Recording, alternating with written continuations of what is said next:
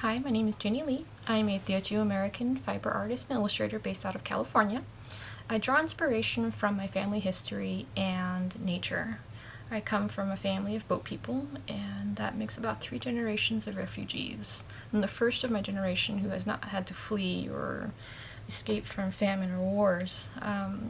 I saw Thank You, No Thank You as an opportunity to create dialogue between the new generations and older generations. As a young teen and a young adult growing up here in the States, I had to deal with a lot of identity issues, basically not being sure of who I am, where I came from. Growing up here in the States, because I looked different, people treated me differently even though I spoke perfect English. It's a lot of common issues that immigrants or second generation Americans had to deal with. So I decided to take that discomfort and research further into it. It wasn't until Asian American history class where I discovered stories about the boat people, and I realized that my parents' journey was not just unique, but there were hundreds of thousands of other people who went through similar situations. The 3 pieces that I've submitted to Thank You, No Thank You has to do with my mom's story about when they fled Vietnam. They all boarded a fishing vessel that was meant to only hold a couple of fishermen, honestly, and there was a couple dozen families on there. The first sculpture, Mercy, with the whale's tail, had to do with the story of how they were stuck at sea in a whirlpool, and Mom was supposed to go down below deck with everyone else, but when she went to look outside, she noticed a whale tail saving the boat and pushing them out of the whirlpool. And it was because of that whale that they all survived and made it to Malaysia. When they arrived at Malaysia, their boat was stranded on a rock, and the people had to jump off. So that was the piece called Stranded. And once they made it to land, they were all processed, and we actually still have some of the old pictures. And each individual had to figure out a way of maintaining a standard life on that island. My mom's bragging story is that she did what she had to do to survive. She befriended people. There was asking of guys to wait in line for rations for her and the family.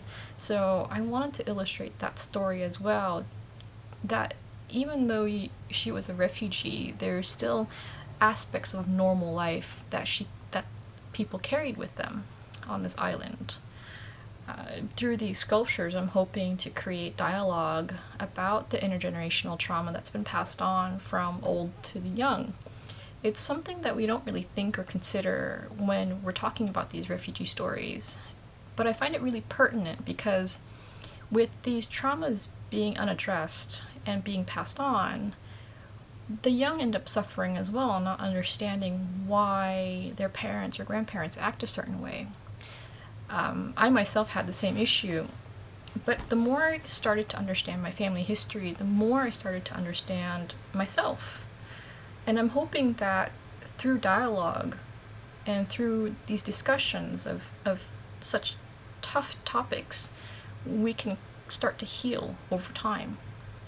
These sculptures that I made, I used various methodologies of creation: basketry, weaving, sculpting. I've done everything from ceramics to illustration. There's a lot of needle felting in each of the sculptures as well. Most of the items that I've used for these 3 pieces are either found or intentionally purchased as a symbolic aspect.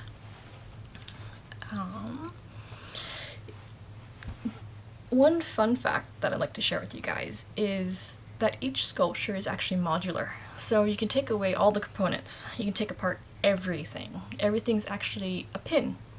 The bases itself are solid, but everything from the mushroom to the boats to the little mushroom steps, you can actually take them apart and reassemble them in a different sculpture if you want.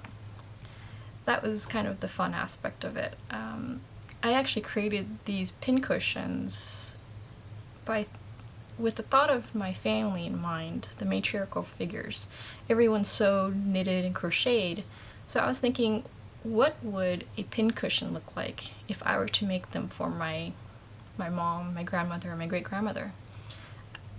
And what would these pins look like? And so that's kind of how the sculptures came into existence. Most of my work is inspired by them, and so by creating these pieces, it not only brings me closer to my family, and not only does it help me process the trauma that they experienced, it really has helped me understand where I am in my life, what I want to do, and who I really am. And I hope that by viewing my work, it'll inspire you too. Thanks.